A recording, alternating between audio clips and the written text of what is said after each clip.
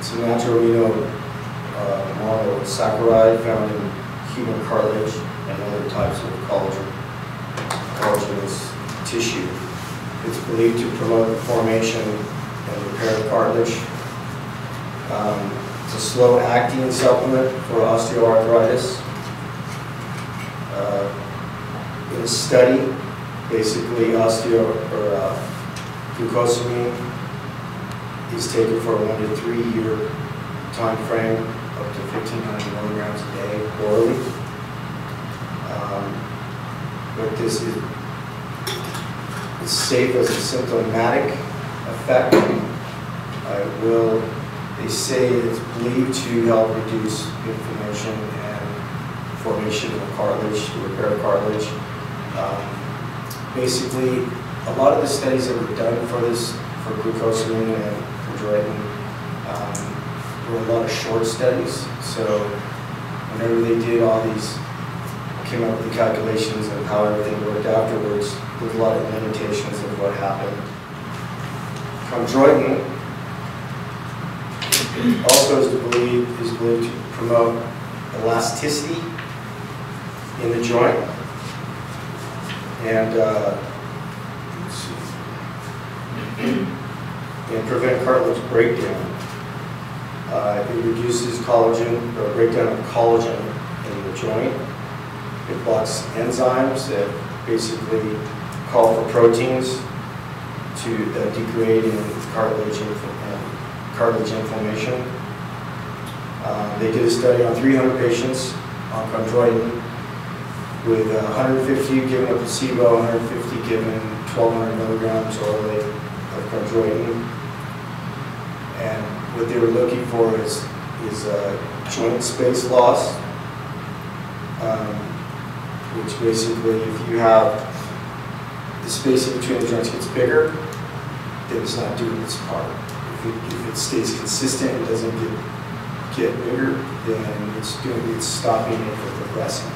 They found that chondroitin by itself stopped progression after about a 2 to 3 year test on it. The 150 people without it, basically, they increased their space 0.114 millimeters, which is considerable. It's also to be believed that it reduces pain, improves joint mobility, function, and reduces need for drugs such as anti-inflammatories. Now the two combined together, there's preliminary evidence that it may help to maintain existing cartilage and stimulate growth of new cartilage. In order for this process to be useful, they suggest a 9-step program in some of the studies to be derived of exercise and diet modifications. Vitamin C, vitamin E, vitamin D, and vitamin omega-3s. Vitamin C helps in the production of new cartilage. When the old cartilage is bad, basically the body codes for these enzymes to produce new cartilage. Again, when the body has consumed poor nutrition, these enzymes that are being coded to produce new cartilage are being asked to produce new cartilage, but at the wrong time. So what happens is it overpowers the new cartilage being asked to produce overpowers the bad cartilage. So the vitamin E helps in the reversal of oxidative damage of cartilage, fights off oxidative stress associated with fat and protein damage. Help reduces inflammation of joints and reduce pain. Vitamin D. Vitamin D is pretty important. Everybody needs a half an hour of direct sunlight in their daily 24 hours every day. So if they don't have that, it doesn't form the vitamin D in your skin cells you need. And you can get it by taking milk, but milk doesn't do it at all. And then your omega-3 fatty acids, your fish oils, your nuts, flaxseed, and canola. They have strong anti-inflammatory properties and decrease the breakdown of carbon.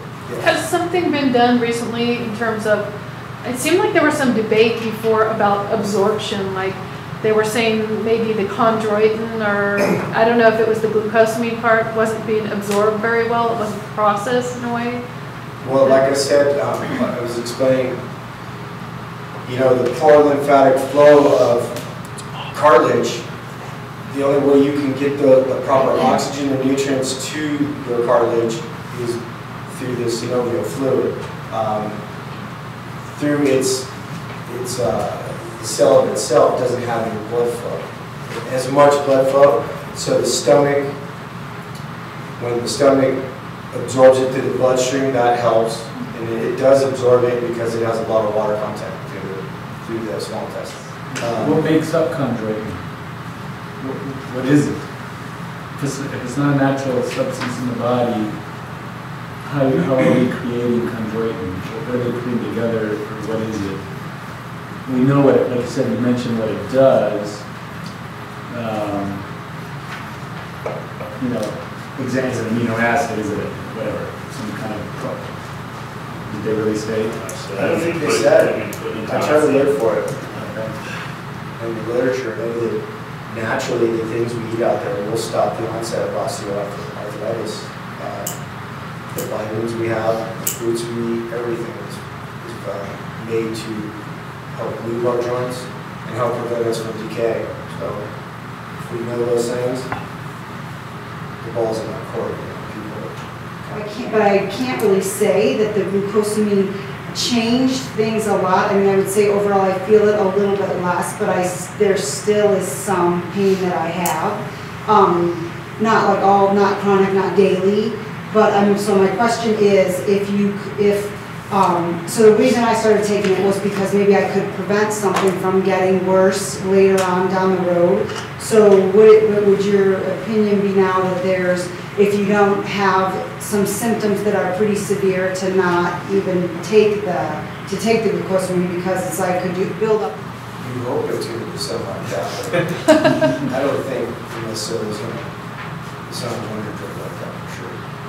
It's more likely to prevent it getting worse, yes, rather than to help it get better. Yeah. That sounds right.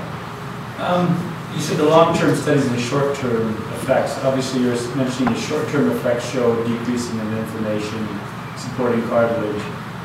And is it, refresh my memory, is it correct that there's no really long-term effects, long-term studies that show if I've been on this for a long time, other things can go wrong? They haven't been able to do that kind of study yet, correct? No, all they say is just understand that there's no regulation of purities. Right. That if it doesn't work after a certain amount of time, then you should discontinue it.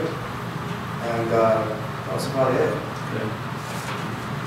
And you mentioned, where are they typically getting the glucosamine? What kind of product? It's a supplement, so is it coming from shellfish, or are there other sources they're getting the glucosamine from when they make this supplement? Where's it coming from? Do they say? It's come from crustacean. Crustacean, okay. And the way they prepare it, they can wash out like the whole part of the shellfish. Like I said, down to 0.1%. Iodine or what? Iodine. Is that why? Yeah. It's the shell that it comes in. If you get that in a non-shell form, the chances are you're not going to be as allergic to it. Because the shell itself is on it. Well, I was just thinking maybe crayfish are less of an irritant to the allergic people because they're freshwater. Crayfish too, yeah. Okay. Hey, thanks. Can I ask you, does anyone have objections to being recorded? Because if you do, I will make sure you're not being recorded. Anyone? No? Actually, I have the camera, so.